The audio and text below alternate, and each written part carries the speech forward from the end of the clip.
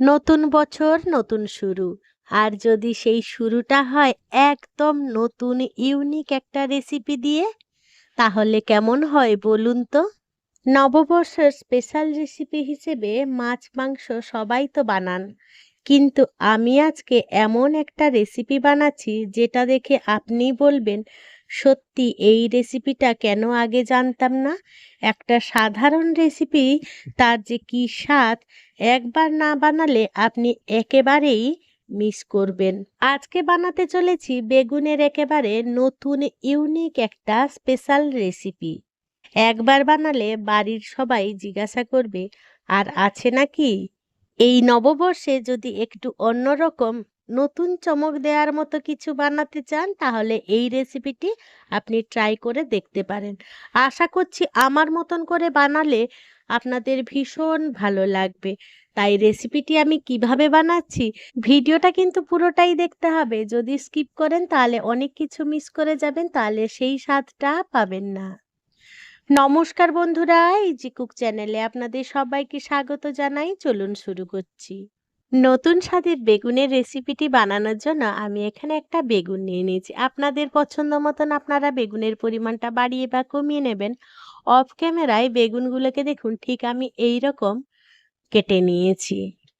এই নতুন স্বাদের রেসিপিটি বানানোর জন্য বেগুনগুলো কিন্তু ঠিক এইভাবেই কেটে নেবেন, যদি বড় বেগুন হয়।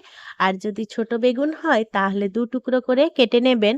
আর মোটা শুদ্ধও কাটতে পারেন, তাতে কোনো রকম অসুবিধা নেই। এবারে কেটে রাখা বেগুনের স্বাদ মতো নুন দিয়ে দিলাম, আর দিয়ে দিলাম পরিমাণ মতন হলুদ গুঁড়ো, আর দিয়ে দেবো সামান্য একটুখানি লঙ্কা গুঁড়ো। লঙ্কা গুঁড়ো আর নুন হলুদ মিশিয়ে বেগুনগুলোকে হাত দিয়ে ঘষে ঘষে প্রথমে আমাদের সুন্দরভাবে মেরিনেট করে নিতে হবে। আমার এই রেসিপিটি যদি কোনো নতুন বন্ধু ইউটিউব থেকে দেখে থাকেন, তাহলে আমার এই ক্ষুদ্র চ্যানেলটিকে সাবস্ক্রাইব করে আমার পাশে থাকার জন্য অনুরোধ করছি। আর পাশে থাকা বেল আইকনটি অবশ্যই প্রেস করে রাখবেন। যখন আমি নিত্য নতুন কোনো রেসিপি দেবো, সবার আগে খুব সহজেই নোটিফিকেশান আপনাদের কাছে পৌঁছে যাবে।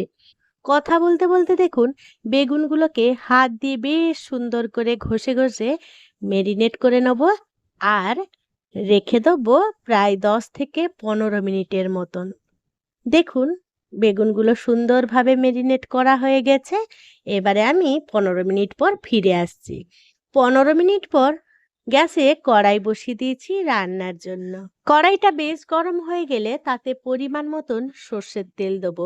এই রান্নাটা অবশ্যই সর্ষের তেলে করলে ভীষণ ভালো লাগবে। এবারে তেলটা গরম হওয়া পর্যন্ত অপেক্ষা করব। আর এদিকে বেগুন থেকে দেখুন অনেকটাই জল ছেড়ে দিয়েছে।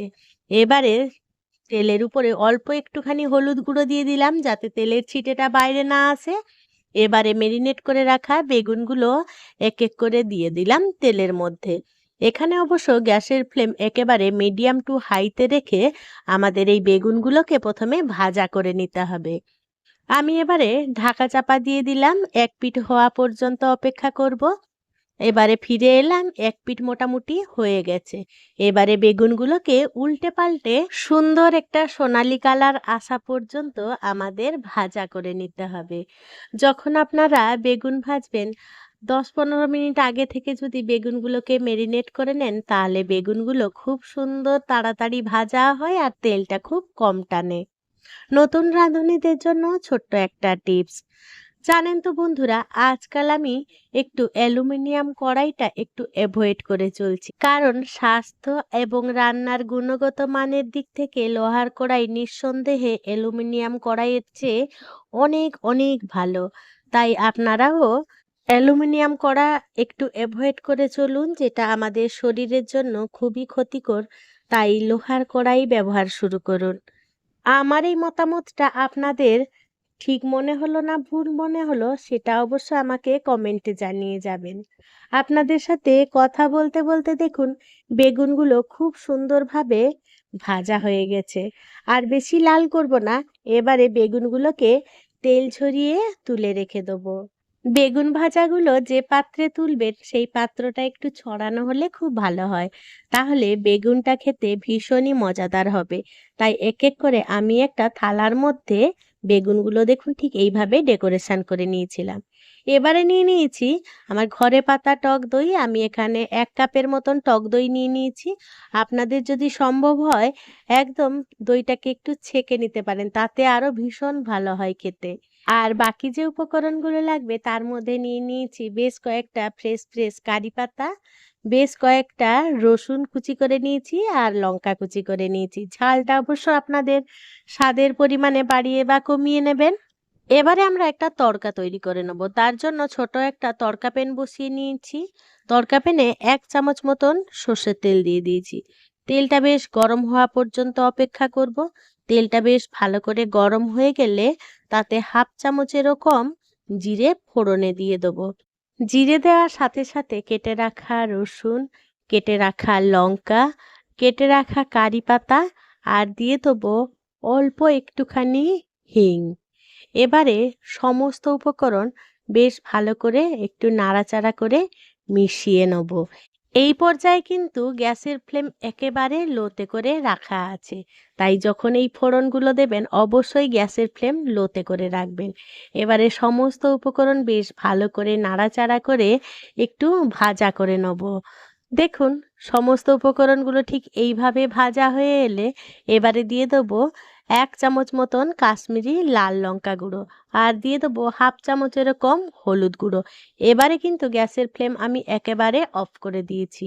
অফ করে দেওয়ার সাথে সাথে এই সমস্ত উপকরণ এই গরমের সাথে মিশিয়ে নেব আর এর সাথে দিয়ে দেবো সামান্য একটুখানি কসুরি মেথি। এটা যদিও আমার ঘরে তৈরি করা মেথি পাতা। এই সমস্ত উপকরণ একসাথে মিশিয়ে দেখবেন একটা দারুণ সুন্দর একটা ফ্লেভার বেরোচ্ছে। এবারে সমস্ত উপকরণ একসাথে করে এবারে এই যে ফেটিয়ে রাখা দইটার মধ্যে দিয়ে দেবো। দিয়ে এবারে সমস্ত উপকরণ বেশ ভালো করে নাড়াচাড়া করে মিশিয়ে নেব এই দইয়ের মধ্যে। এই দইটা যদি হাঙ্কাড হয় তাহলে ভীষণই মজাদার হয় খেতে।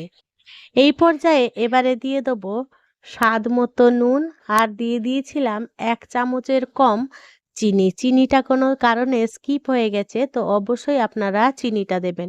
এবারে সমস্ত উপকরণ বেশ ভালো করে মেশানো হয়ে গেলে গরম গরম বেগুন ভাজার উপরে এই দইয়ের ক্রিমটা আমরা ছড়িয়ে দেবো।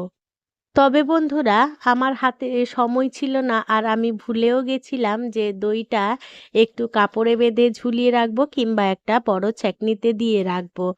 তাই আমার গ্রেভিটা একটু পাতলা হয়েছে। আপনারা অবশ্যই এই স্টেপটা মিস করবেন না। দইটা অবশ্যই জল ঝরিয়ে নেবেন। এবারে সমস্ত উপকরণ এই বেগুনের মধ্যে দিয়ে দেবো আর বেগুনগুলোকে বেশ সুন্দরভাবে এই দইটার মধ্যে ডুবিয়ে রেখে দেবো।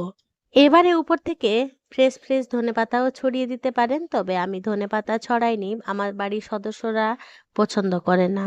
তো দেখলেন বন্ধুরা কত সহজে একদম সাধারণ বেগুন দিয়ে বানিয়ে ফেললাম দারুণ স্পেশাল রেসিপি।